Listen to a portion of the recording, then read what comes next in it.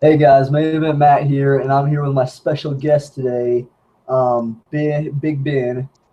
You might know him; he's been in previous Raw reviews, but we're basically going to talk about the TNA Global Force Wrestling crossover storyline, the possible outcomes of it, the purpose of doing this, and basically the direction that TNA is headed in. First off, I just want to ask well, you've been keeping up with this weekly, and I haven't. Just been watching like random episodes and stuff. Um, but to put it up to date, like I know Beatdown Clan's gone, Sullivan left, Austin Aries is gone. I think James Storm's gone as well, right? Uh, he was on a past episode, maybe about 2 weeks ago, with Koya, if I'm not wrong. But that's the Yeah, last time. So I don't know if he's yeah, gone. They're just yeah. repackage him. Hmm. Yeah, the problem with TNA is you can't really tell because they're not live. So that could be filmed months ahead of time.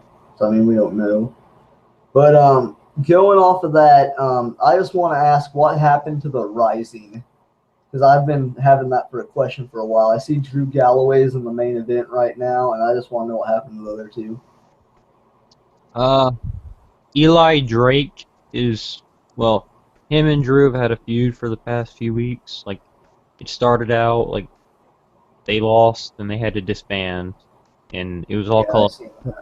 Eli caused it, and then Drew won a title match, and it turned out Eli was faking his injury, and it cost him the title, and he wants his time, he wants his spot, he doesn't want anyone else. Okay. And what about Camacho? I honestly, I didn't even know that was Camacho until you told me. I didn't know without the glasses and the bandana, I didn't even know. But I have no So idea he went. He's just gone right now. I haven't even seen him. yeah, so he's just the jobber now, basically. But the next thing I was going to get into is now with Jeff Jarrett doing the crossover. What exactly is the purpose of the King of the Mountain title? Is that like Global Force Wrestling's world title or what? They've claimed it to be. It's not a global force title. It's not a Hmm. It's not a TNA title. It's a title that anyone who has the title on global, I'm guessing Global Force mainly, they're going to go to any promotion on any part of the country or in the world, and they're going to defend it. And whoever wins it, theirs. I guess I guess they're going to go with Global Force around the world, and they're going to defend it for those individual shows. I guess Oh, that's what they've said it was. that sounds interesting. The problem with that though is you can't keep up with it because not everyone is going to be able to watch those matches. No, like New Japan, no idea. ROH, Yeah. all the others. Some people can't see those, so if they're actually keeping up with Global Force and they don't have one of these chances to see one of these shows, they're not going to understand what happened. So with them doing this, does this mean that Jeff Jarrett's pretty much in control of TNA? Because TNA basically gave them one of their titles. Honestly, I really don't really know. I mean, here's how it started out. I mean, if you don't know the full story, I think I told you a little bit, but they said they're gonna. Jeff Jarrett came back for the King of the Mountain match, and Yep. no surprise there. And a lot of people saw that was thumbs up when he just randomly appears. When the last time we saw him, they said he was banned from TNA television because he lost Kurt Angle, I think it was. But Yeah. then we find out he's going into the Hall of Fame, and then you're like, all right, makes sense. Well, what was it, 2 weeks ago, Global Force, Jeff Jarrett and them, Jeff Jarrett was on the show promoting the title and talking about it and stuff. Well, Bully Ray, who is now the new, I guess, the new GM of TNA, he is up and attacked, and he's been missing since. I guess they're saying he's in the hospital under severe care. And Jeff Jarrett asks Dixie Carter, saying, "Let me be in charge. Let me make the matches. Let me do all this." And they're just letting Yeah. him. And now with the last episode of Impact, they had a show where they showed off all of the Global Force talent, or some of it anyway. So So with this angle that they're going with, I mean, Austin Aries is gone, MVP is gone, all of them are gone. So I mean, like, their roster's been cut like in half almost. TNA's has. So do you think like Global Force and TNA is just combining just so they have enough people to have a show? Like, what exactly is going on here? Because well, I mean, ever since they changed the format from when it was from the 8-sided ring to the 4-sided, they've been losing talent like crazy. Like Jay Lethal's gone, AJ's gone, the Motor City Machine Guns, Amazing Red, Brian Kendrick, all of them, they all just decided to leave, or they didn't renew their contract, or they were fired. So they've been losing talent like crazy. But I'm not entirely sure. I mean, they can go two ways of this. Either they're going to combine the shows with Jeff Jarrett or whoever's going to be in charge, and Global Force and TNA are going to work as one big company. Or they're just doing this to get Global Force noticed and have recognizable talent around the globe. So when they have a show in a state or Providence, people are going to say, "Oh, look, PJ Black or Justin Gabriel, or what do you want to call him? He's going to be in this match. I saw him before. He's an amazing wrestler. We need to go see it." yeah. So Now moving on to the separate scenarios, I have a problem with what exactly is TNA trying to do with their tag team division right now? Because they have the Wolves and that's it in their tag team division, and that's really bothering me because the Wolves have no competition whatsoever for the tag belts. And then you bring in Kurt Hawkins and this other guy who could be competition, and instead of letting the Wolves take a loss here and let Kurt Hawkins, a former WWE superstar, look good, they just have the Wolves squash him like it's nothing.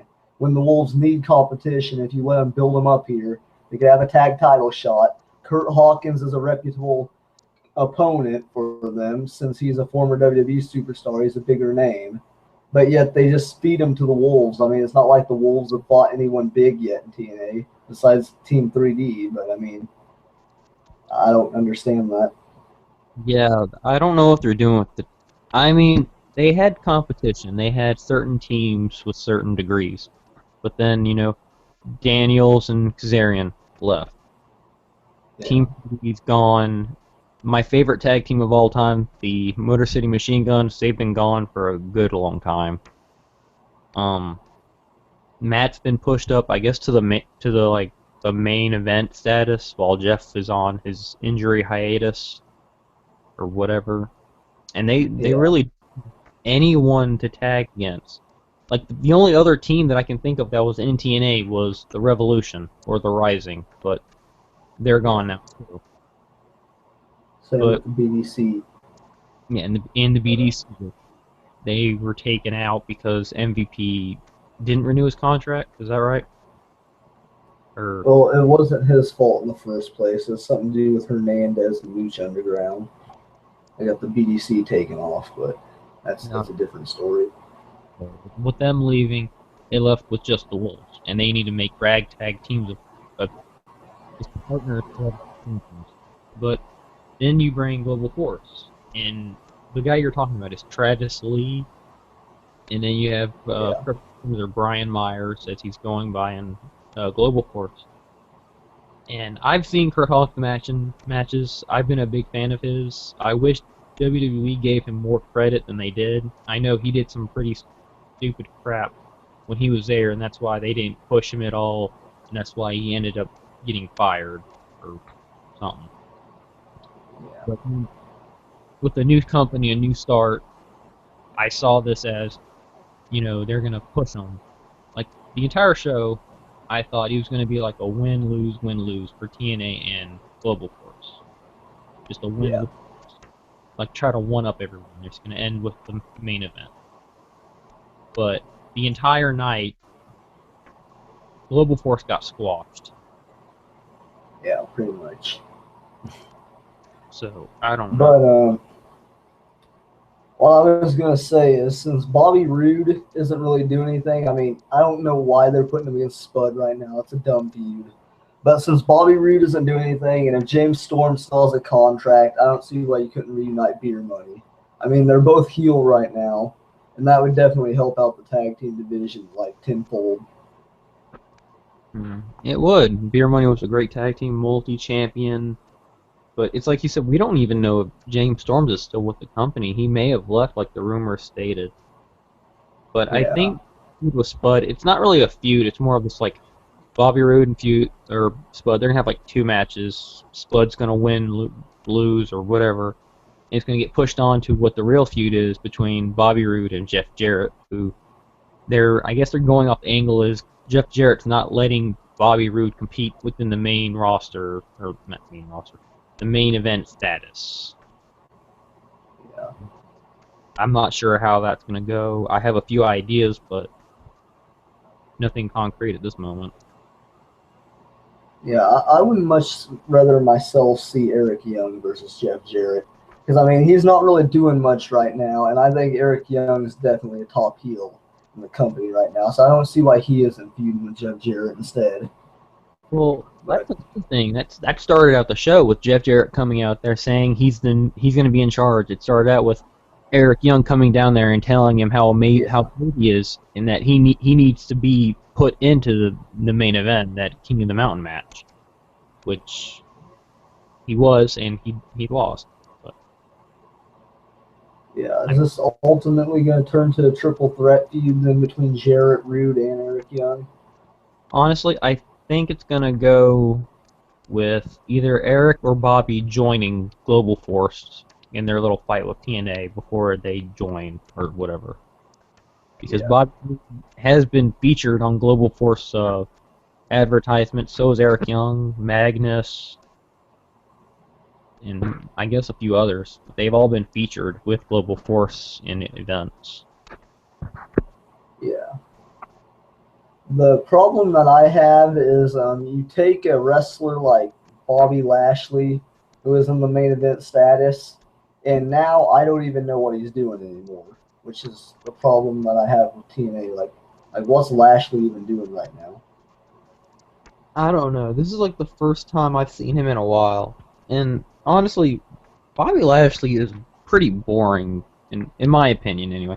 I'll see him and I'll be like, alright, this is going to be a pretty much, depending on who's against, it's going to be a squash match the entire time. So Yeah, I mean, I think Bobby Lashley's a pretty good wrestler. He's just not the most exciting. He has a great background with amateur wrestling.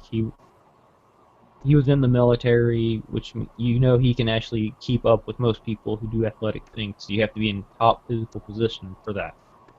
But it's just, when he gets in the ring, you watch it, and it's just him dominating, and then either he's going to finish dominating, or it's going to be some crazy ending where it was a schoolboy or someone interfered.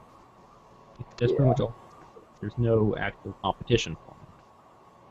Okay, and that leads me to two other guys that kind of fit in the same category.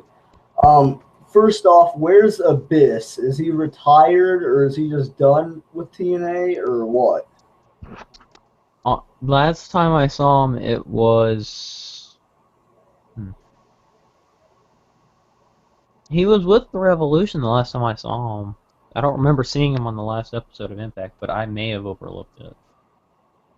I don't know how I overlooked a 7 foot tall, 6 foot tall man, but still. Because, I mean, he's like a legend in TNA. He's almost like TNA's Kane, in a way, or Undertaker. But moving on, the other guy that I was talking about is, where the hell is Bram? I thought Bram was an amazing wrestler. He was one of my favorites for a while in TNA, and now I just don't even know what he's doing. Like, I don't see why he's not in the main event area. What Bram's been doing within the past few weeks, he's been taking on past wrestlers or current wrestlers, proving that he's the best, I'm guessing. Right now, he has a feud with Mr. Anderson, which this week it's going to end with him and Anderson being in a ladder match where it ends with you can take the microphone off of the ladder and you can bash someone's head in with it, because it all started with a match with Anderson and him, Anderson lost, if I remember. Yeah, he lost. He lost fine. And then he goes out to the ramp, he's turning around, and then Bram cracks him over the head with his own microphone, and he just takes it like he's been doing with props and other things. Yeah. Okay, well, I still don't get why Bram's not in the main event area, because I feel like he's a main event wrestler. I mean, he has a good moveset. I think he plays his character off really well, too. So I just don't understand why Bram's not in the main event. Great wrestler. area. He's been wrestling for a while. I think you said he was in NXT with the original Ascension, wasn't he? Or was that something? Yeah. He was the original Ascension member with Connor. Yeah, but it started out with that, and then I'm thinking if he's not fully developed yet within TNA. I mean, he's more or less been the crazy psychopath that's been attacking everyone from behind the entire time he's wrestled. They haven't. It doesn't look like they fully developed his character. Like they're still trying to figure out what the hell to do with him. You just Yeah, I'm just trying to figure out who's left with the company. Yeah. Like, Gunner and Sam Shaw are both gone, right? Yes, I do believe both are gone from the company. I haven't kept up with the roster page, so I think I will look at it after tonight to see how many wrestlers we've lost since they went to Destination America. But yes, they have not been featured on television since then. Yeah, because I kept up with it up until they switched over networks, because of course I don't have the network, so. I mean, and that's the problem. That's another thing that they should have done. They shouldn't have went to like an exclusive thing with like either DirecTV or whatever. Like with basic cable, you had Spike. I mean, it wasn't their fault that Spike didn't want to renew the contract with them. I know that, but they could have went with any other network. But they went to Destination America, which is it's full of redneck stuff. Honestly, I mean, it's like mountain creatures, hillbilly blood, and other stuff. It's just like wacky, crazy television that you'd see on. I don't know, but yeah, I don't have any of that shit.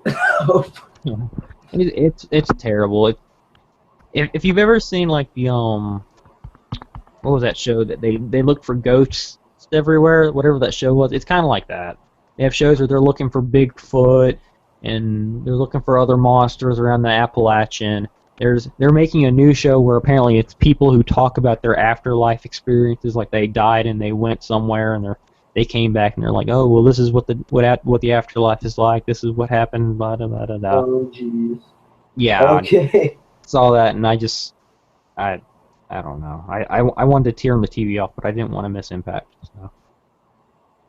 Yeah. Okay. So TNA basically they still advertise other shows on their show too, which bothers me. But that's not the point. What I'm getting at next is the fact that can they really not find another commentator? I mean, like the Pope should be wrestling right now unless he's injured, but yet they have him on commentary when they need roster members. But yet they're just like, okay, we'll just stick the Pope, D'Angelo Dinero, a freaking wrestler with an awesome gimmick, on the commentary table. I mean, I don't understand that. Like, Josh Matthews is bad, but just because the Pope's there, that's not going to even it out. And the Pope needs to be wrestling. I agree fully. Like, for a long time after Taz left TNA, they had a bunch of like random people. They had Al Snow. And they got the Pope on there. Someone else, I can't remember. But you bring in the Pope. I saw the Pope. It was back when it was the Aces and Eights were around, and he got attacked from behind, and he was taken out of, I think, a main event match because of it. I think that. Yeah. And he was gone. They put him on the shelf, and I remember a lot of funny jokes, like little pictures and memes on the internet saying the Pope pops back up and says, "All right, I'm ready to fight the Aces and Eights." It's like, oh, that was like a year ago. They're gone. So he's been gone for a good long time from Impact and wrestling, and I don't know if it's due to him actually still having an injury, a lasting injury, or if he is retired. And then again, it could be they're just playing the gimmick off, like they did with JBL. Like he was a commentator for the longest time, and then Jericho in one of the matches, I think at Tribute to the Troops, he said something to JBL, and next thing you know, JBL comes off of commentary and he's actually wrestling again for the next good while until WrestleMania when he retired after losing to Rey Mysterio. But I don't know what they're doing with him. He might just be waiting until they need him. He might just be a filler for right now. Yeah, going off to the Rob scenario. Rob Terry, we know, was the freak in the stupid menagerie group. I mean, at least I'm pretty sure. I thought that's who it was. Maybe it wasn't, but I thought for a while there that Rob Terry was the freak. Because remember back when they called him the Freak Rob Terry? So I'd always assumed that Rob Terry was the freak in the menagerie. I mean, they had the same build, they were the same size. But why are they not bringing him back to Rob Terry? Like, I don't understand that. I really, honestly, I didn't even think about Rob Terry being the freak. I thought he was just some roided up guy that they picked from OVW or something. But I guess it would make sense but I don't know. The Menagerie, they had their little storyline, and they're like, oh, it's Mike Knox, and he needs to apparently get money for his family's carnival circus thing, and they need to wrestle for that money. And then you've got Crazy Steve. I don't know why we have him at all. He doesn't really do much. You had the Freak, and then you have Rebel, an amazing actor. Diva knockout, what do you want to call her? Yeah. You loved Rebel to death. I know you love that. Yeah. But I don't understand that, as well as I don't understand why they're trying to push the bromans as single wrestlers. I mean, I'd honestly prefer them as a tag team over singles wrestlers because they are terribly boring as single wrestlers. I mean, I'm sure you agree with that. I thought they were unbearable when I saw them together, and as singles they're annoying. The only one that I truly saw potential in any kind of further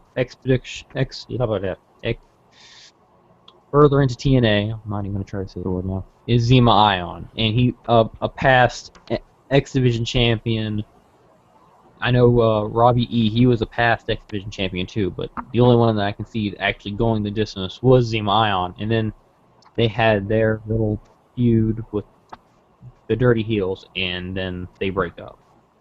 Rob Terry, you messed me up, man. Robbie. No, the other guy. What's the other guy's name? Yeah, that guy. I forgot it.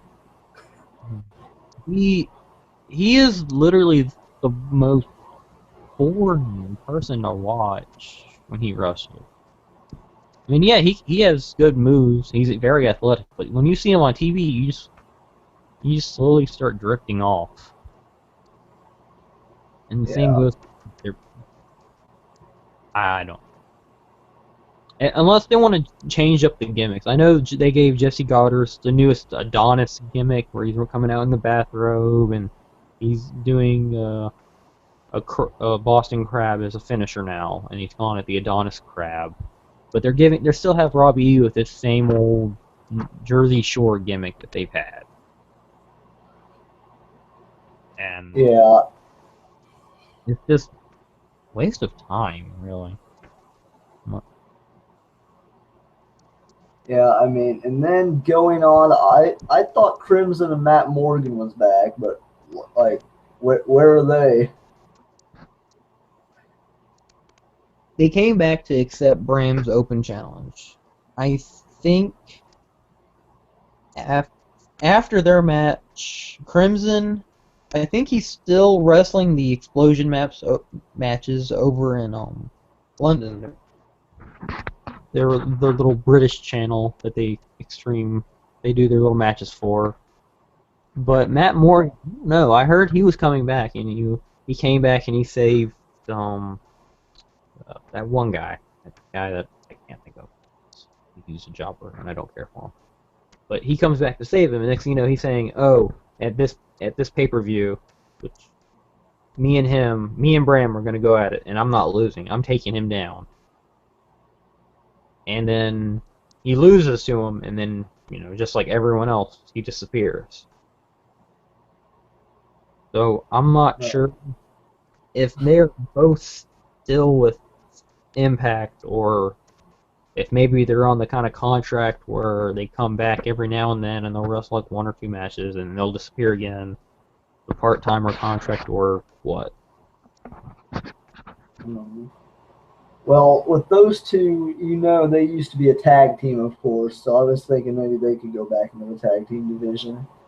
I would love to see them to come back. They were a great tag team together. Yeah.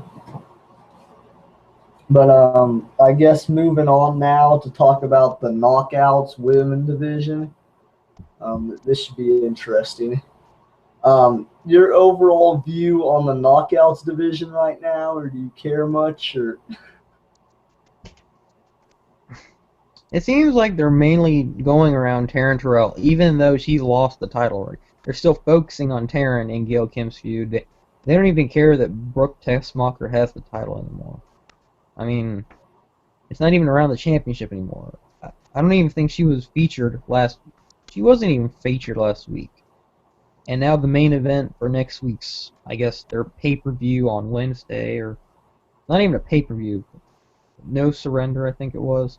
They're having Gail Kim face the two members of the Dollhouse, Jade and Marty Bell, in a steel cage. That's all that they're saying. It doesn't seem like they're trying to focus on any. They're not trying to expand the roster at all. They're just focusing on two people that have been with Impact for a good while, and they're trying to go off that.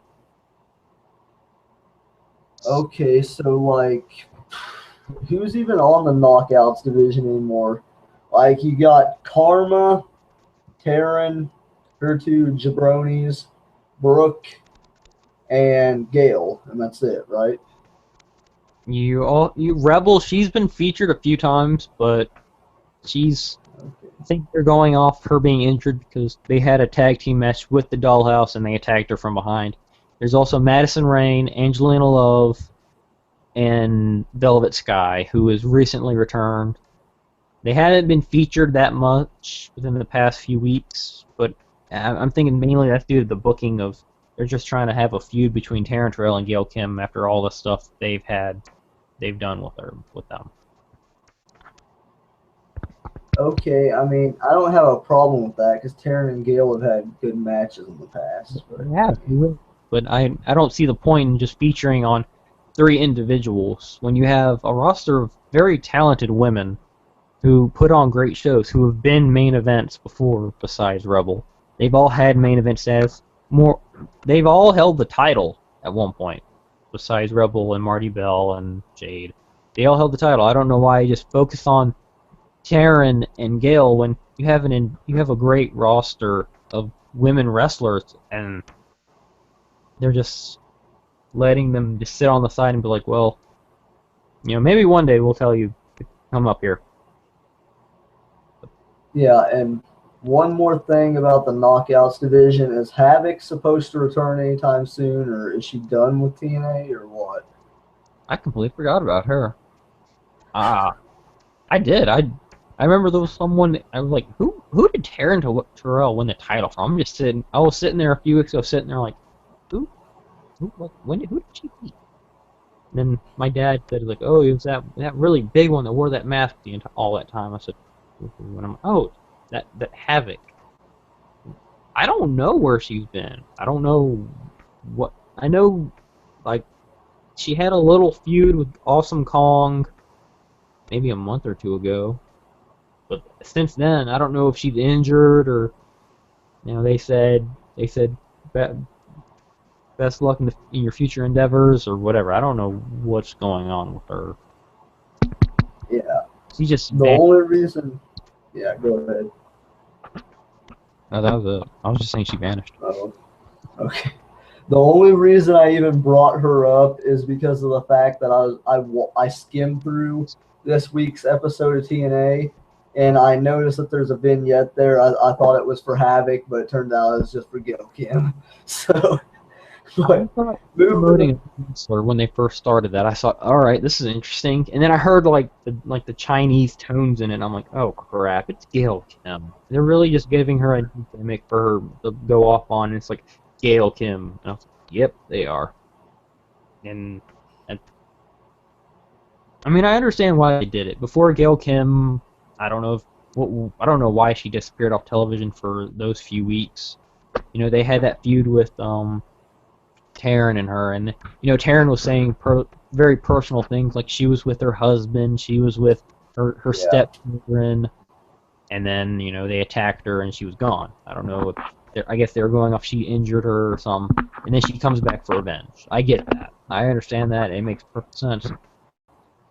But yeah, there's no real need to repackage her with like that whole fire thing. I mean, they didn't really repackage her. She's still the same Gale, still same theme song, but it's just it's no, just pointless. pointless. It's pointless because you know.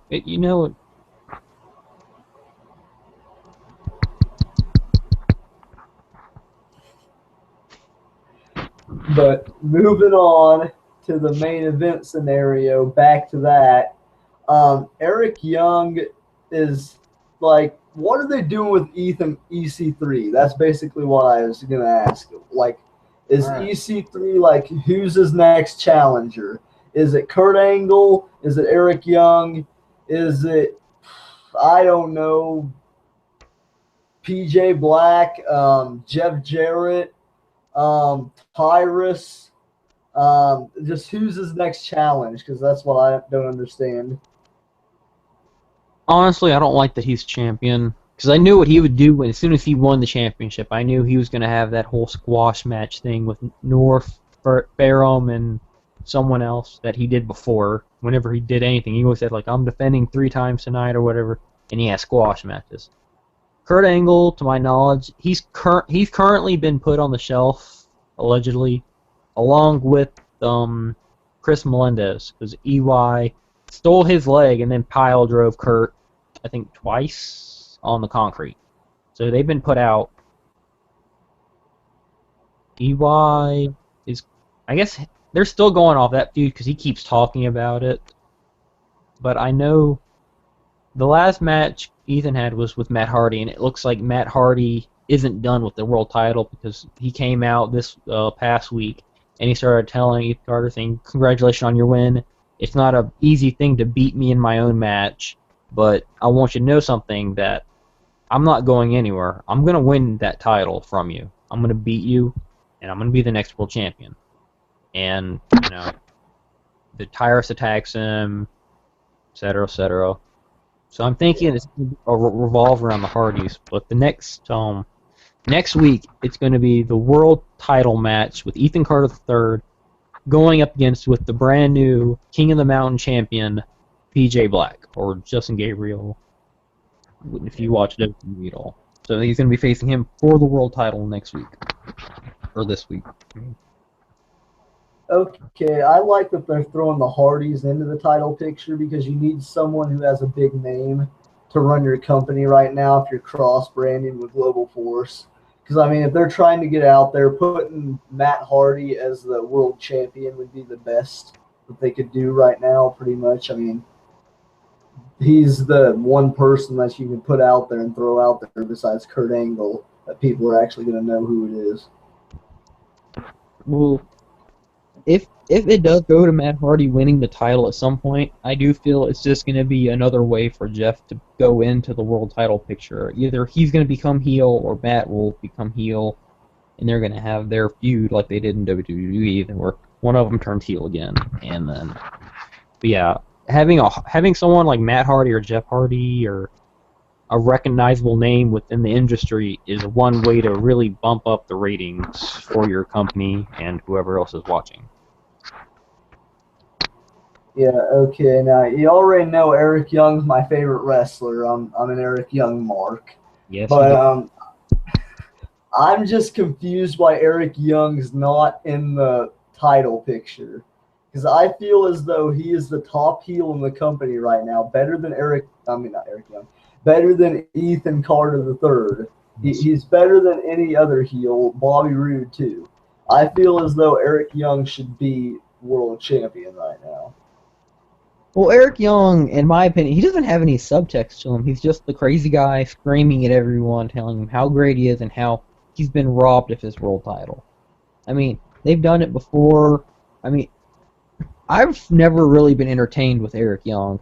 When he was Showtime and he was really skittish and jumpy, I watched it back then, and he was entertaining, but like he wouldn't. The matches he put on, they were all right at best. But then you go to the World Elite where he was a heel and he had a great. He was just doing really good. It started with him pile driving AJ Styles and turning on TNA, making World Elite. Mm-hmm.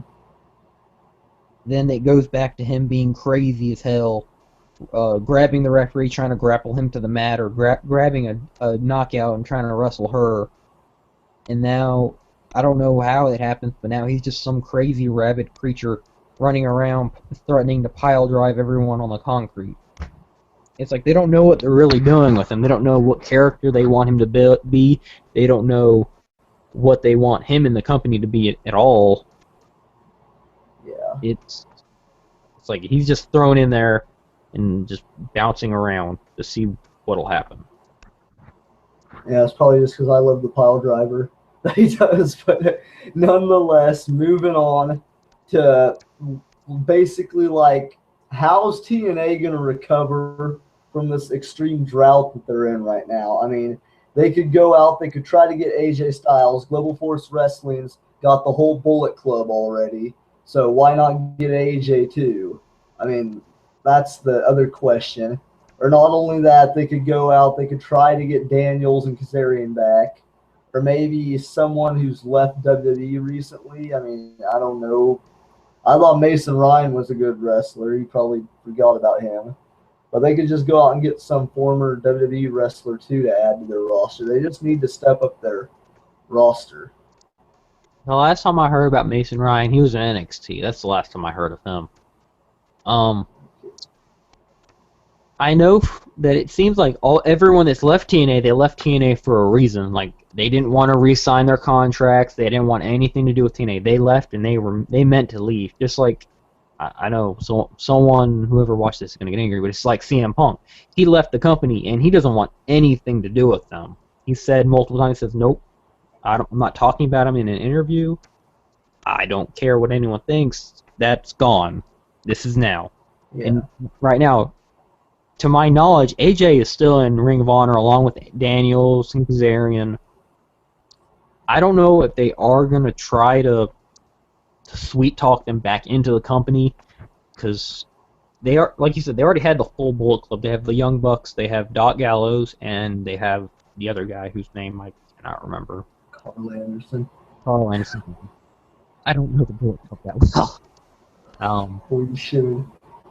I didn't even know I had Ring of Honor on television until like one day I accidentally flipped it on. I'm like, oh, hey, Ring of Honor. What do you know? Too sweet. But they can try. I feel, yeah. I mean, they can try. If they are doing a merger with Global Force and is having a big say in the company, I know AJ was really happy, and they gave him a really big congratulatory when Jeff Jarrett was accepting. He said he wrestled with great champions with like AJ Styles and other past talent that he had helped sign and everything else, and they could try to bring them back, but I honestly don't know. Like, they left for a reason, whether that reason was Dixie Carter or TNA upper management itself, excluding Dixie Carter, including her. They left for a reason, and they didn't want to come back. So, yeah, well, how much kind of sweet talking they'll have to do to bring someone like that back. Well, I feel like AJ Styles, I mean, now that the whole Bullet Club is with that group, I mean, I feel like AJ is going to be more likely to come back to TNA, especially since that's where he started. Jeff Jarrett was the one that helped him get his start. So, I mean, just like to help him out, maybe. I mean, I'm not saying he's going to come back to TNA. I'm saying like Global Force, just so he can like combine with TNA and do storylines against them. Because AJ Styles is my second favorite wrestler of all time. So, I mean, getting him back there's going to be great for me, but it's going to be great for the company too. Because AJ Styles is possibly one of the top wrestlers in pro wrestling right now, as of today, in my opinion. So, getting AJ Styles back is a must. And I do agree with that. He is one of the top talents. If he would resign and be on Impact or TNA or Global Force, whatever you want to call the little company, they have like 4 different names, and then they have Global Force. But if he is to come back onto like an Impact show, that would increase the ratings by I don't know how much, like tenfold. Because I know a lot of people weren't happy when AJ just like left. He's like, I'm taking the world title, I'm leaving, and then he goes around defending it, and then he comes back to defend it against Magnus, and then poof, he's gone again. I know not many Yeah. people, but bringing him back would be like a new thing. Bring TNA. It's like bringing TNA's old back. It's, I mean, if they tried to bring old competition like they did back then, like they tried to bring back Jack Evans, Jay Lethal, AJ, like everyone else they've let walk out that door. I mean, that would really increase like TNA. It would take them completely out of that drought that they've been in for the past maybe year, maybe. Yeah. It would kick them out of that and probably take them to a new prosperity going onward. But Yeah. One more thing before we wrap this up.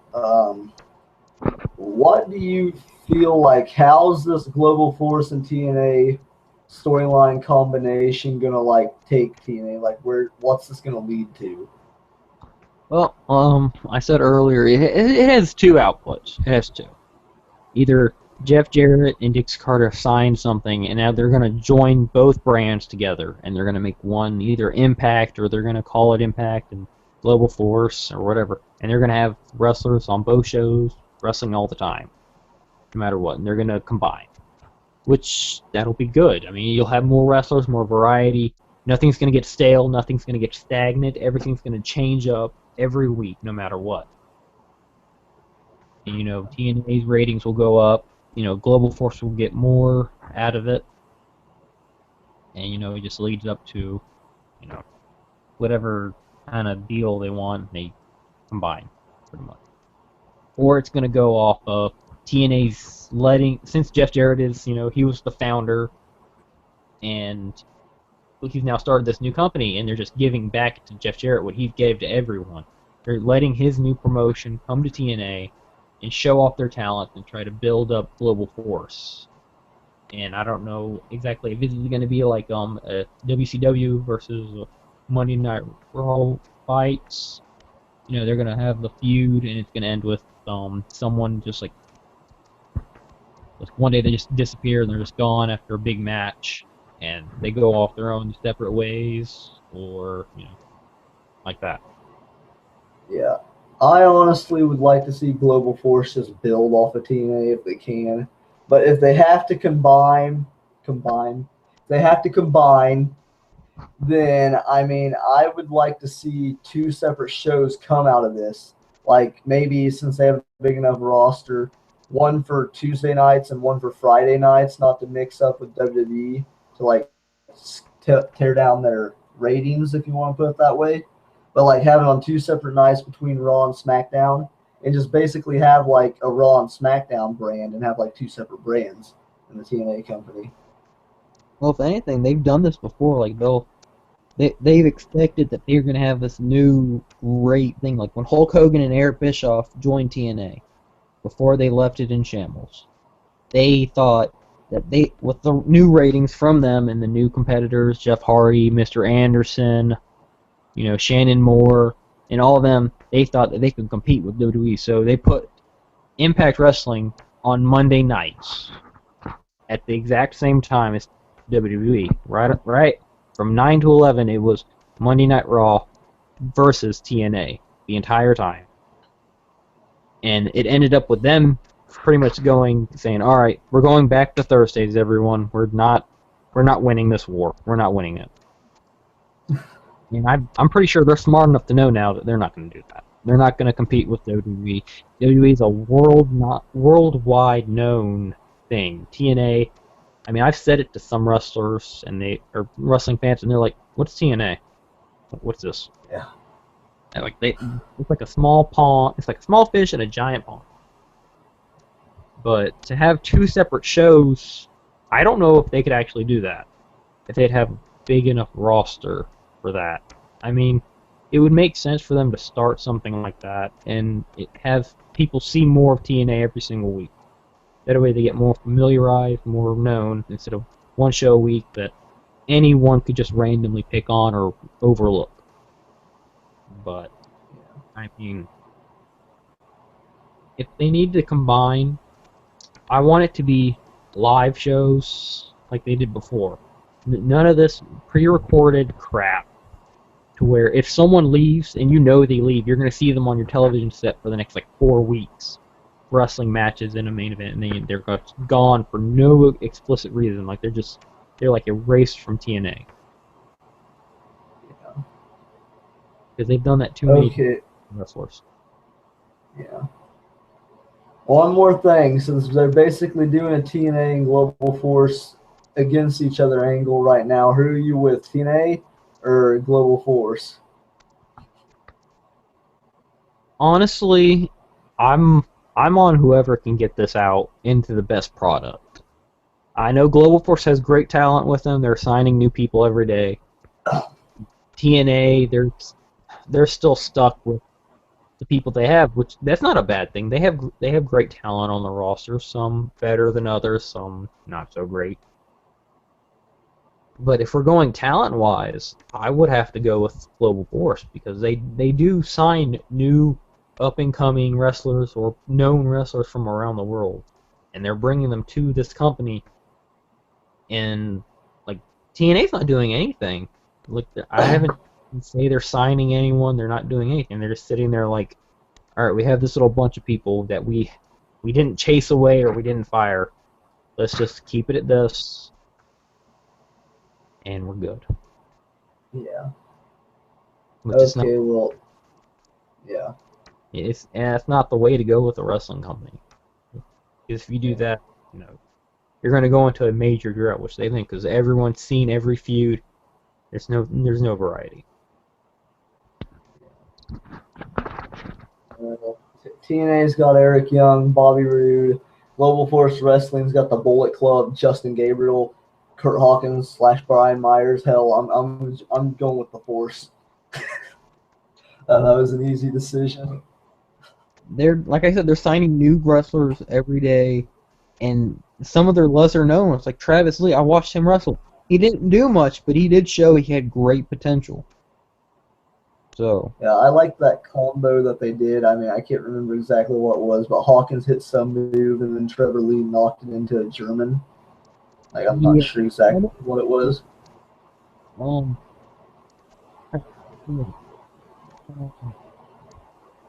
I know it's not.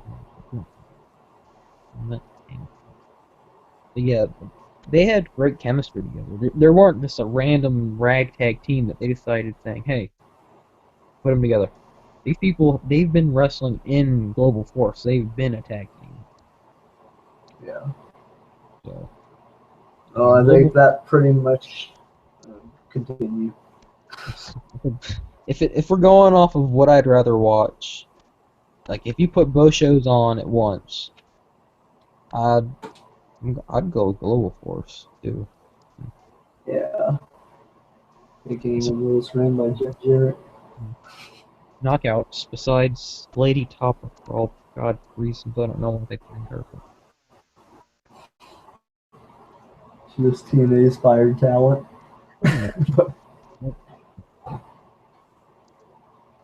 But I mean, I'd say that pretty well wraps it up. You got anything you have to say left, or? I don't know why I've been stumbling all night. I keep messing up talking. I don't know why. Weird. Oh well, I'll see if I can use some of my editing skills to cut that out and fix it. Yay! nonetheless, nonetheless, like the video, watch TNA.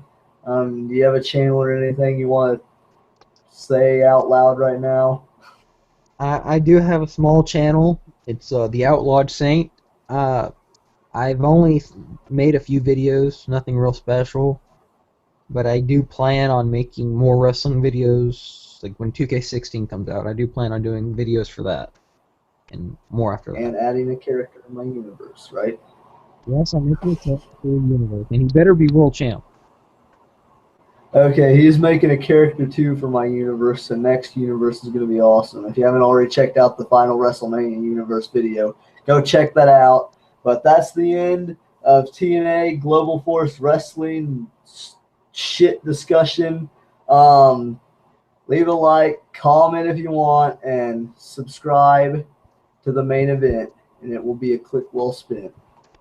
You have anything to add? Lana's hot.